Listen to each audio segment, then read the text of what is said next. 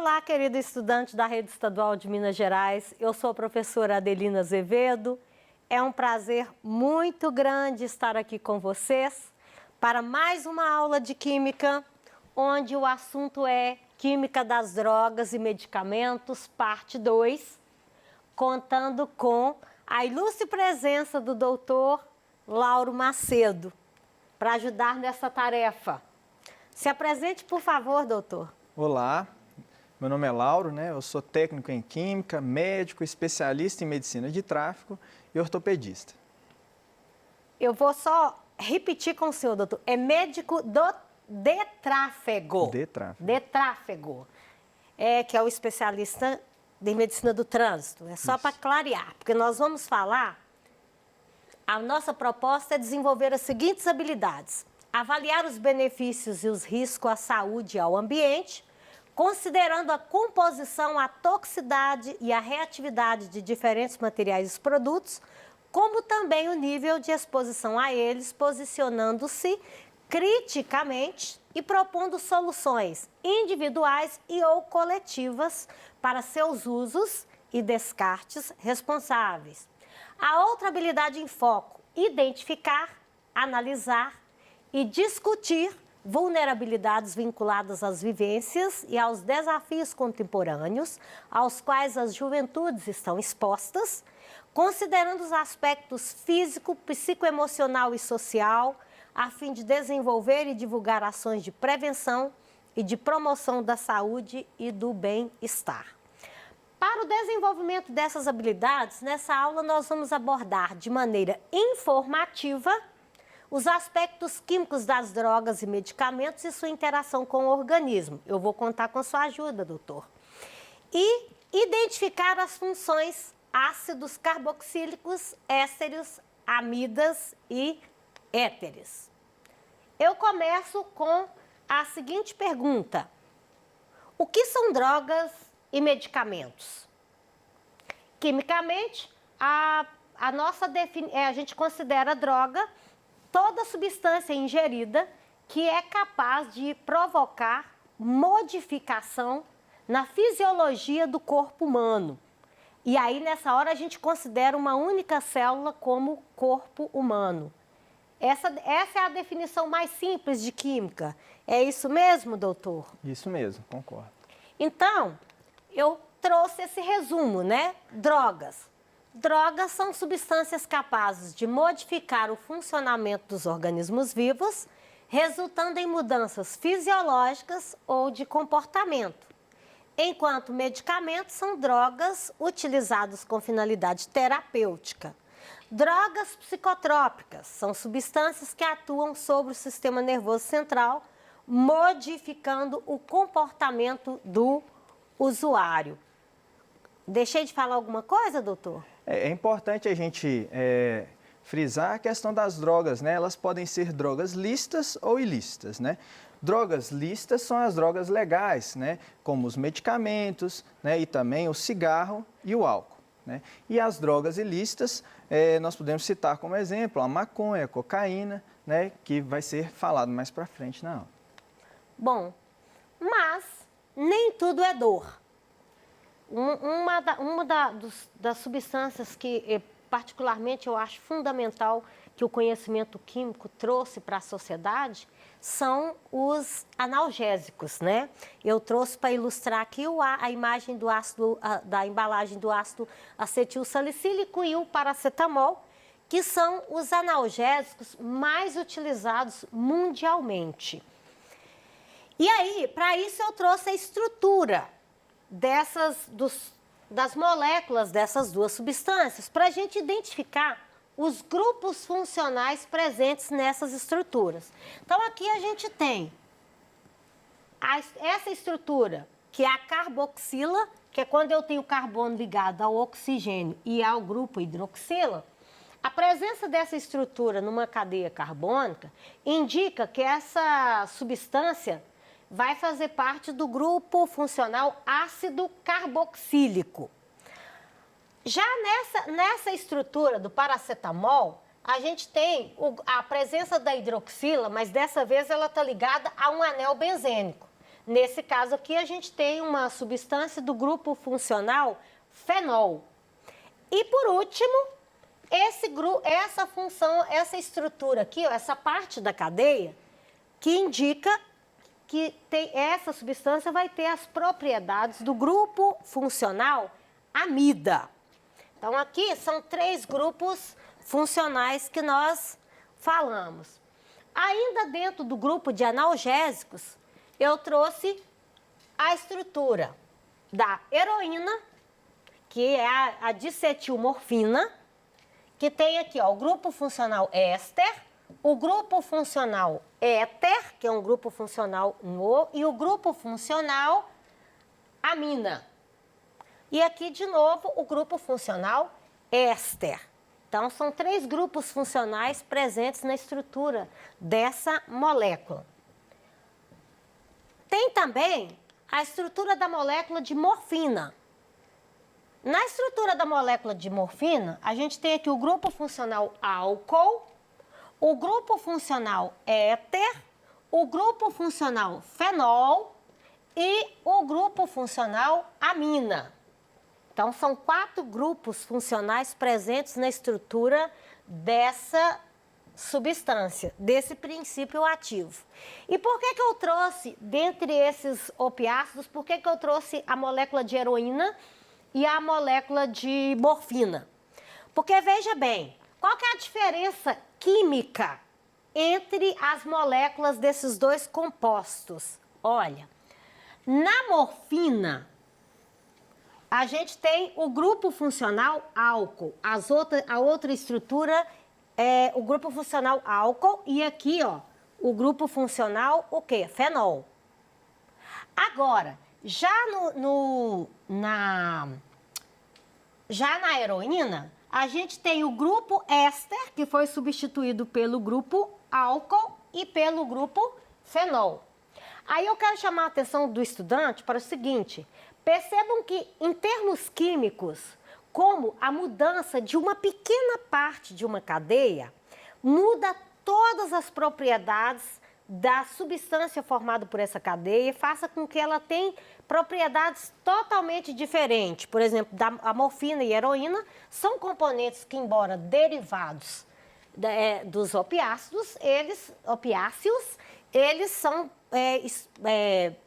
substâncias com funções diferentes. Aí, antes de eu falar das regras de nomenclatura, doutor, por favor, fale um pouco dos analgésicos para a gente. Então, os analgésicos, né, eles são substâncias que eles inibem essa via da dor, né, e como ela tinha falado, a gente tem diversos analgésicos, né? Nós temos analgésicos endógenos, que são analgésicos que são produzidos pelo nosso próprio corpo, como a endorfina, né, que é uma substância produzida durante a atividade física, né? E tem também os analgésicos exógenos, né, que ela já citou alguns exemplos, como os analgésicos simples, né, que são a dipirona e o paracetamol, e os analgésicos mais potentes, que são os derivados da morfina, né, os opioides e os derivados da morfina. Cada um tem sua utilização, né, e é isso, pode dar continuidade. Bom, obrigada. Em relação aos grupos funcionais presentes na estrutura dos analgésicos, aí a gente pode falar dos analgésicos endógenos, que é aqueles que, como o doutor disse, são produzidos no próprio organismo da pessoa. Por isso, pessoas diferentes sentem dor com intensidades diferentes. Sim. Por causa da presença dessas estruturas no organismo dele. Sim. Né? Obrigada. A gente tem aqui os ácidos carboxílicos, né? Lá eu trouxe uma molécula com uma complexidade de funções. Porque em nível do ensino médio a gente não estuda regras de nomenclatura para moléculas que têm mais de uma função presente.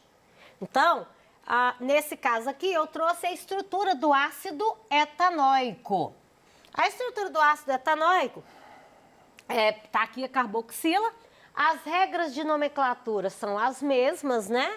Que é a palavra ácido, que indica a função, mais a terminologia oico, o prefixo, que indica a quantidade de carbono, o infixo, que indica o tipo de ligação que existe entre os carbonos. Dessa maneira, aqui eu tenho o composto ácido, porque é um ácido carboxílico, Et, de 2 átomos de carbono, An, de ligação simples entre eles, e oico, do grupo funcional ácido carboxílico. Lembrando que essa molécula que eu trouxe aqui de exemplo é uma molécula do ácido acético, que é o principal componente do vinagre. Aqui a gente tem o grupo funcional éster, que tem essa característica. A diferença do éster para o ácido carboxílico é que, em vez do hidrogênio da hidroxila, em seu lugar é colocado um radical, ou seja, um grupo carbônico. As regras de nomenclatura. Você pega essa parte à esquerda da cadeia, prefixo e infixo, que é a quantidade de átomo, o tipo de ligação entre eles, a característica funcional, o ato, mais a preposição de, e dessa parte aqui da cadeia, o prefixo mais a terminação ila. Então, aqui a gente tem o etanoato de metila. E os ésteres são substâncias responsáveis também pelos sabores artificiais. Então, os sucos artificiais que nós utilizamos na nossa casa, os famosos sucos de pozinho, o que dá o sabor de laranja, abacaxi, tangerina, limão, são substâncias produzidas artificialmente que imitam a molécula natural e são responsáveis pelo sabor, pelo aroma. O outro grupo funcional é o grupo funcional amida, que no lugar da hidroxila, do OH, aparece o grupo funcional amônia. Da mesma maneira, aqui se substituiu um átomo de hidrogênio, a gente tem uma amida primária, substituiu 2 secundárias, substituiu 3 terciária. E as regras de nomenclatura, prefixo, infixo, mais a terminação amida. Agora, eu trouxe mais uma molécula complexa de uma droga, né, de uma droga muito comum na sociedade, que são os principais componentes ativos da maconha. Então, eu trouxe a estrutura do THC e a estrutura do CBD, que é o canabidiol. Na estrutura do THC, a gente tem a função éter, a gente tem a função fenol. Enquanto na estrutura do canabidiol, a gente tem a função álcool e a função éter. Ai, gente, aqui é fenol, tá? E a função fenol. Percebam que essas duas estruturas presentes na cannabis sativa, o que muda de uma estrutura para outra é apenas essa parte aqui, ó. É apenas essa parte aqui da estrutura. E faz com que a gente tenha substâncias totalmente diferentes. Aí eu vou recorrer à ajuda do doutor Lauro, porque é o seguinte, há-se uma discussão na sociedade, doutor, a diferença do THC para o CBD, de uma maneira bem simples para o aluno do ensino médio entender. São duas substâncias que possuem efeitos totalmente diferentes no nosso organismo, né? O THC é aquela substância que dá o famoso barato, né? E o CBD é o que tem sido muito estudado ultimamente, né? E a gente tem que tomar muito cuidado com esse assunto, né? Porque ocorre uma confusão muito grande, né? Então, assim, não é simplesmente a pessoa, um indivíduo ir lá, pegar a planta, colocar no cigarro e fumar, que isso aí é a medicação. Existe um trabalho muito sério em torno disso aí, né? Muita pesquisa, né? E muito estudo sobre o nosso corpo. Por que o nosso corpo? Dentro do nosso corpo existe um sistema que chama endocannabinoide, que possuem substâncias similares a essas substâncias. E quando o canabidiol ele chega no nosso organismo, né, por ele ser similar a algumas substâncias do nosso corpo, ele se liga a esses receptores, fazendo com que ocorra alterações fisiológicas no corpo. E essas alterações, a gente consegue trazer benefícios dessa similaridade, né? Então, hoje já se sabe muitos benefícios do uso desse CBD, né? Esse CBD, ele é prescrito, quando ele é prescrito pelo médico, ele não gera nenhuma dependência, né? E ele também possui poucos efeitos colaterais. Efeitos colaterais graves ele não possui. O que a gente pode ver é, no máximo, um pouco de sono. Então, hoje já se sabe o benefício para esse CBD, né, para tratamento de epilepsia, tratamento de ansiedade, né, uso como analgésico para dor crônica, né, uso anti-inflamatório, antitumorais, né, e então essas são as principais diferenças que a gente tem visto. Doutor, muito obrigado. Eu quero só frisar para os cidadãos comuns o seguinte. Então, quando a gente vê a discussão entre usar a maconha para fins medicinais, a gente está se referindo a uma substância presente na estrutura desse vegetal que pode ter função terapêutica e que não é o THC. Isso. Muito obrigada. E é importante também reforçar que, assim, os estudos que nós temos não são para curar essas doenças, e sim eles alteram o nosso organismo para diminuir alguns efeitos dessas doenças, né? Então, até o momento, não serve como cura, e sim para aliviar sintomas.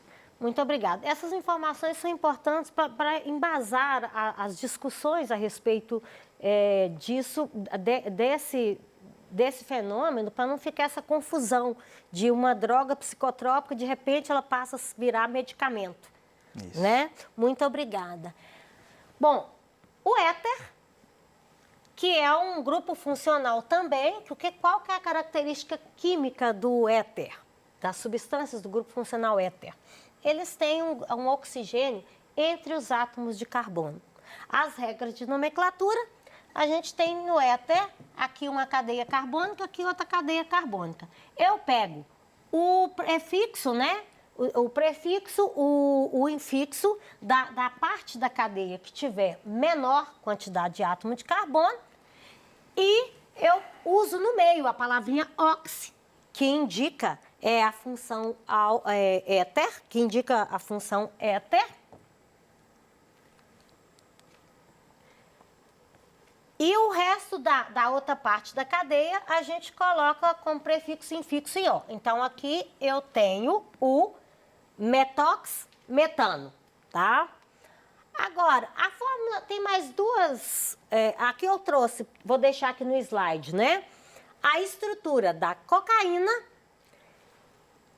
a estrutura da cafeína, que são drogas utilizadas, né, no cotidiano, especialmente a cafeína, que ela aparece em muitos medicamentos. A cocaína é psicotrópica, né, doutor? Esses aí são estimulantes. São estimulantes. Né? Isso. E que aparecem muito no nosso cotidiano, só para a gente verificar os grupos funcionais, o monte de grupo funcional presente o quê? Nessas estruturas. Amida, amina e assim sucessivamente. Bom, eu encerro a nossa aula por aqui, né? Agradeço imensamente a presença do doutor.